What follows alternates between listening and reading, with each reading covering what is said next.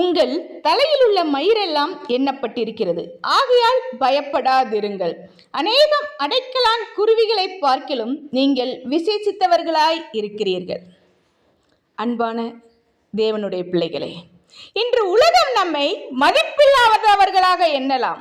மக்கள் நம்மை மறந்து விடலாம். சூழ்நிலைகள் நம்மை புறக்கணிக்கப்பட்டவர்களாக உணர வைத்திருக்கலாம்.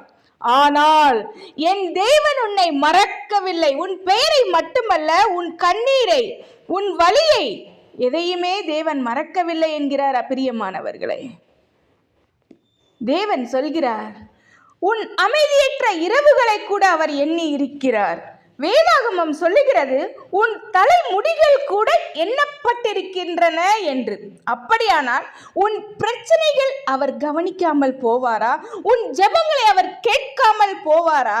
இல்லை.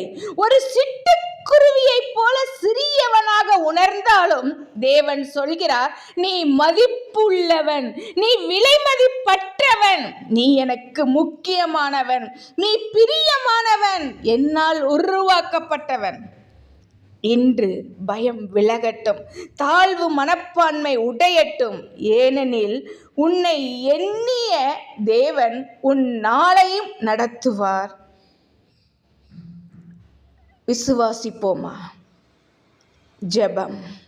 பரலோக பிதாவே, எங்களை இவ்வளவு அன்புடன் கவனிக்கும் தேவனாக இருப்பதற்காக உமக்கு நன்றி சுவாமி. மறைக்கப்பட்டதாக உணரும் ஒவ்வொருவரையும் இன்று உமது வார்த்தையால் நீர் தேற்றி அரவணைக்கிற தேவனாய் இருக்கிறபடியால் கூட உமக்கு நன்றி அப்பா. பயம் நீங்கி நம்பிக்கை பிறக்கட்டும் ஒவ்வொருவரின் வாழ்க்கையிலும்.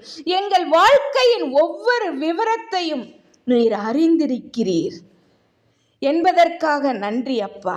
இன்று முதல் நாங்கள் பயப்படாமல் உம்மை முழுமையாக நம்பி நடக்க உதவி அருளும்.